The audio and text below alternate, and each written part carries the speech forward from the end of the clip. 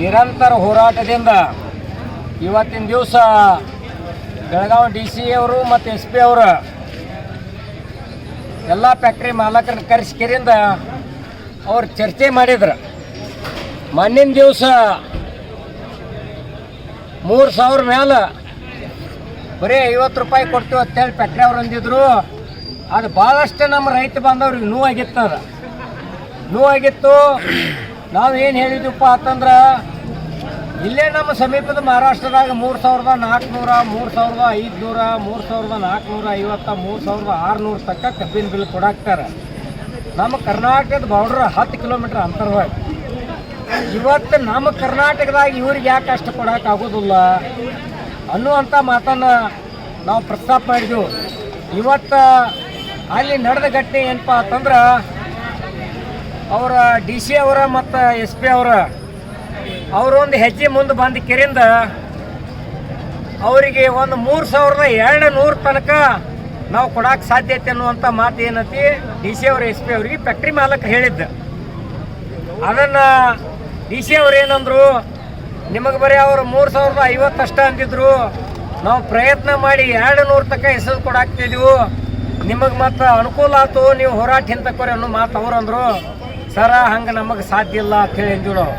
ಯಾಕಪ್ಪ ಅಂತಂದ್ರೆ ಈಗ ಸದ್ದ ನೀವು ಮಹಾರಾಷ್ಟ್ರದಾಗ ಇಲ್ಲೇ ನಮ್ಮ 10 ಕಿಲೋಮೀಟ್ರ್ ಅಂತರದಾಗ ಅವ್ರು ಇವತ್ತು 3,400, 500 ಕೊಡುವ ಹೊತ್ನ್ಯಾಗ ನಾವು 3,200 ಒಪ್ಕೊಂಡ್ರೆ ನಮ್ಮ ಜನ ಒಪ್ಕೊಳ್ಳಂಗಿಲ್ಲ ಅನ್ನುವಂಥ ಮಾತು ನಾವು ಅವ್ರಿಗೆ ಹೇಳಿದೆವು. ಆಗ ಅಂದ ಟೈಮ್ದಾಗ ಅದಕ್ಕೆ ನಾವು ಒಂದು ಸ್ವಲ್ಪ ನಾವು ಮುಖಂಡ್ರೆ ಏನು ಮಾಡಿದೆವು, ಸುಮ್ಮನೆ ನಿಂತೀವಿ ಅಧಿಕಾರಿಗಳ ಕಡೆಯಿಂದ ಹೇಳಿಸ್ಬೇಕಂತೇಳಿ.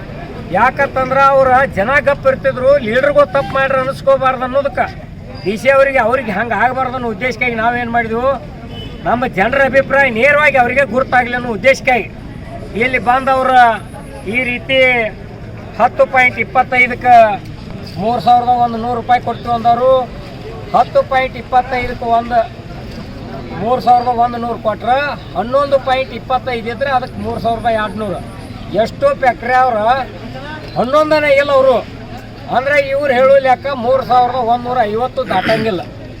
ಈ ಪರಿಸ್ಥಿತಿ ಒಳಗೆ ನಮ್ಮ ಜನ ಹೆಂಗೆ ಹೋಗ್ತಾರ್ರಿ ಸರ್ ಅಂಥೇಳಿ ನಾವು ಅವ್ರಿಗೆ ಕೇಳಿದಾಗ, ಇಲ್ಲ ನಮ್ಮ ತಹಸೀಲ್ದಾರ ಮತ್ತು ಡಿ ವಾಸ್ ಪಿ ಸಾಹೇಬ್ರು ಅವರು ಬರ್ತಾರೋ, ಅವರಿಗೆ ಮನವರಿಕೆ ಮಾಡ್ತಾರೋ ಅನ್ನೋ ಮಾತಂದ್ರು. ಆಯ್ತಾರೆ ಮನವರಿಕೆ ಮಾಡಿರಿ, ಅವ್ರು ಒಪ್ಪರೆ ನಾವು ಹೋಗ್ತೀವಿ ಅನ್ನುವಂಥ ಉದ್ದೇಶ ಹೇಳಿದಾಗ ಅದಕ್ಕೆ ಜನ ಏನತಿ ಈ ರೇಟಿಗೆ ನಾವು ಯಾರೂ ಒಪ್ಪಂಗಿಲ್ಲ ಅಂಥೇಳಿ ನಮ್ಮ ಜನನ ತಿರಸ್ಕಾರ ಮಾಡ್ರಿ.